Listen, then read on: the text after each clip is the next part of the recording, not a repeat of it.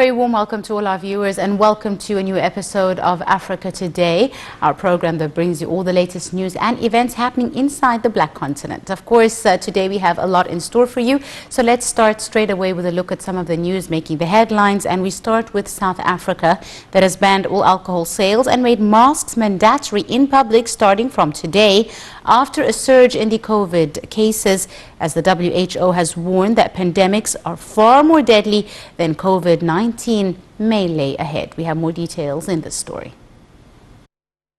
South African President Cyril Ramaphosa has announced new tougher coronavirus restrictions a day after the country recorded more than 1 million COVID-19 cases.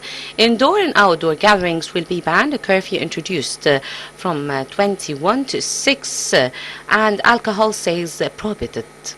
Ramaphosa said the country was at an extremely dangerous point in the pandemic and action had to be taken. Recently, authorities confirmed a new faster-spreading variant of the virus had been detected in South Africa. In a televised speech, Ramaphosa said that the new variant was now well established in South Africa and the recent rise in cases was a cause for great alarm. He said also that gatherings except for funerals and a few other limited exceptions would be banned. On Sunday, South Africa became the first country in Africa to pass 1 million COVID-19 cases and 26,735 deaths since the outbreak began in March, after South Africa, the worst hit country on the African continent, in Morocco. And this time moving to Central Africa, armed rebels attacked polling stations and destroyed ballot boxes in the Central African Republic following presidential elections that were held on Sunday. The attacks took place in the country's west, whilst no injuries were officially reported. We have more details in this story. More than 14% of polling stations in the Central African Republic failed to operate during Sunday's presidential and legislative election due to armed rebels who attacked voters and burned electoral staff. The Electoral Commission said on Monday that around 800 out of total 5,408 polling stations nationwide did not open. The country of 4.7 million has struggled to stabilize due to successive waves of militia violence since 2013 that have killed thousands of, forced more than 1 million from their homes.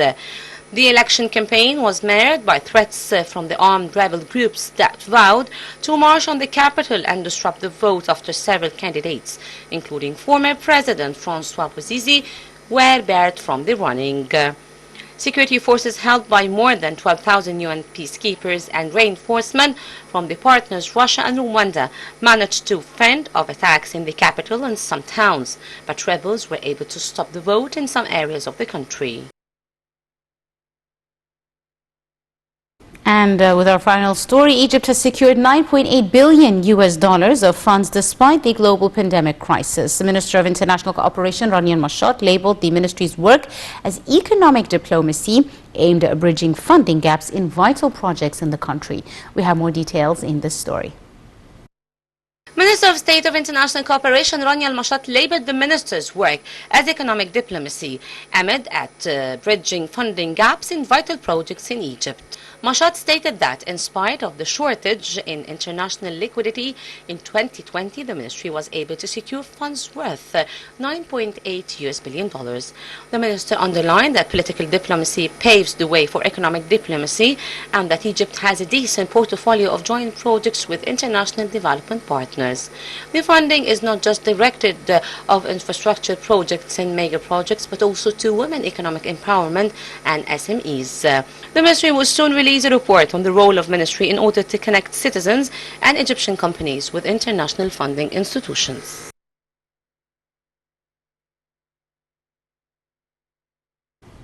And we're now delighted to be joined over the telephone by our guest, Ambassador Saad Chalabi, the former Assistant Foreign Minister. A very good afternoon to you, Your Excellency. Good afternoon. Ambassador, are you with us on the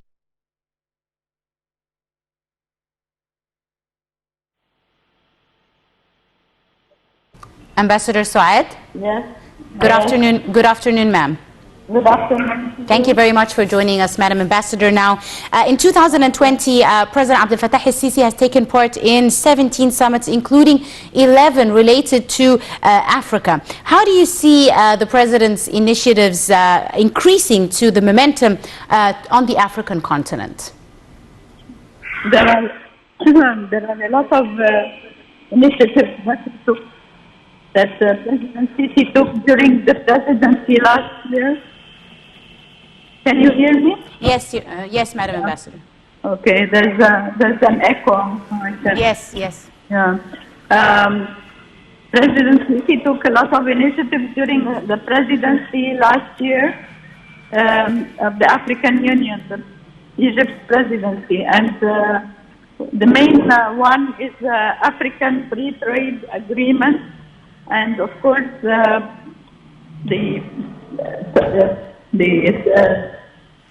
all the initiatives that share all the African unions against threats to security and stability, against terrorism and extremism.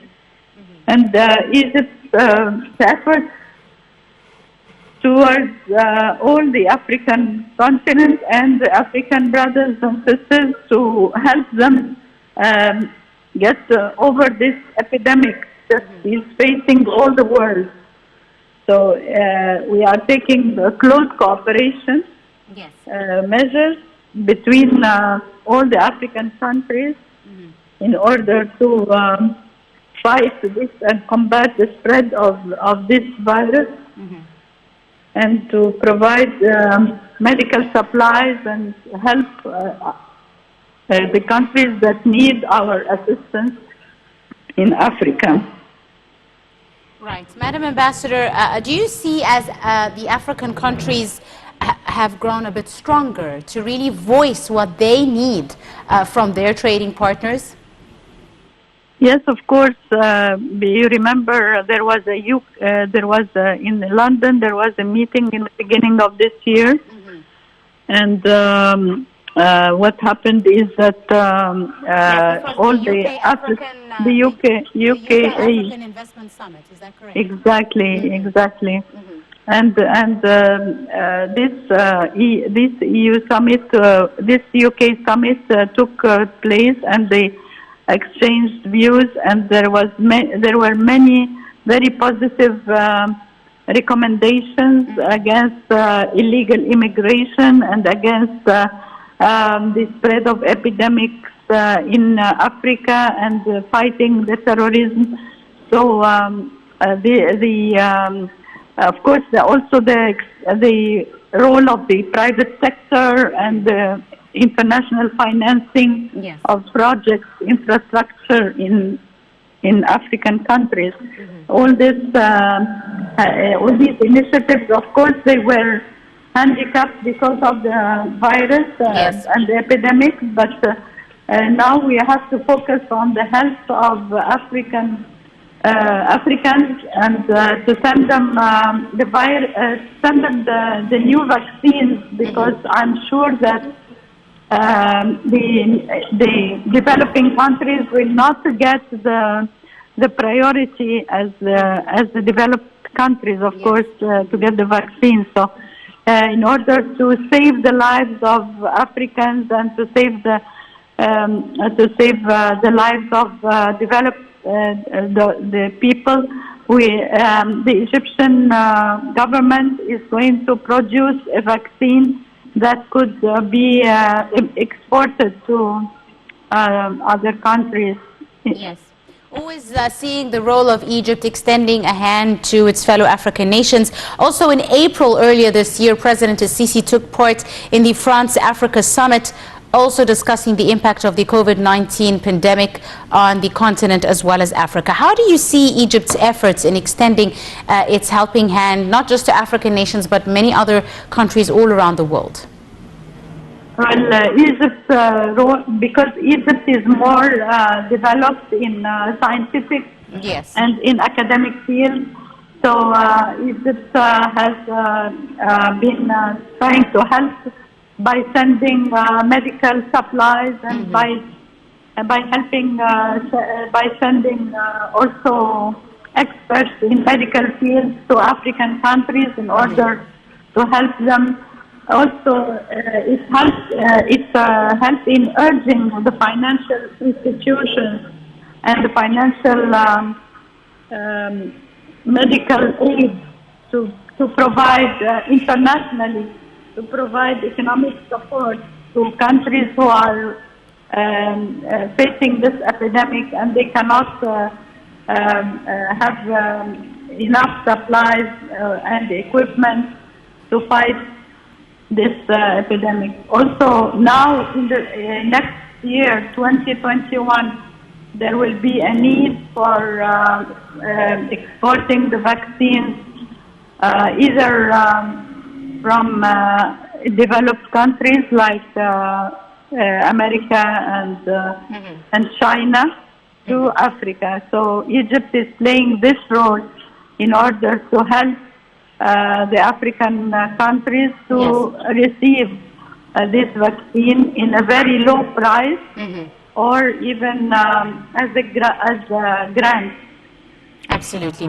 Now, Madam Ambassador, also speaking about the Egyptian efforts in different African-related files, President Sisi took part also in several international summits on Libya. Most importantly was the Berlin conference, which was held in January. Since then, Madam Ambassador, how do you see Egypt decisively pressing for a solution to the Libyan crisis in a political, diplomatic manner? Well, Libya is very important for Egypt from the security and stability of our borders, our western borders. So that's why we are always attending the conferences in order to reach a solution, a peaceful solution, because stability in Libya is very important for Egypt. So now Egypt, after giving the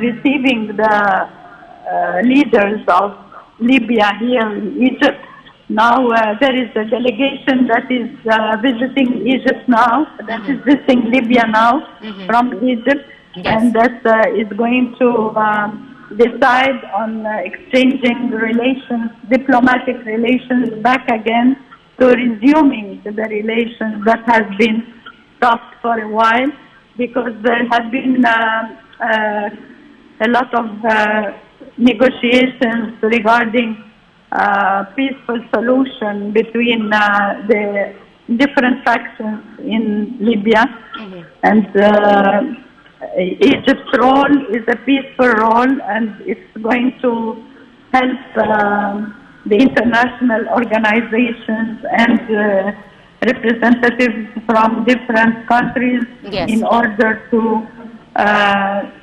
provide a peaceful solution to the Libyan faction. Yes, as you said, Madam Ambassador, Cairo has repeatedly hosted several Libyan sides to get them closer, to get them talking and negotiating on one table. Also, an Egyptian delegation has just returned from Tripoli after inspecting the headquarters of the upcoming Egyptian embassy in Libya. What are your thoughts on this with regards to the extending of diplomacy between the two countries? Yes.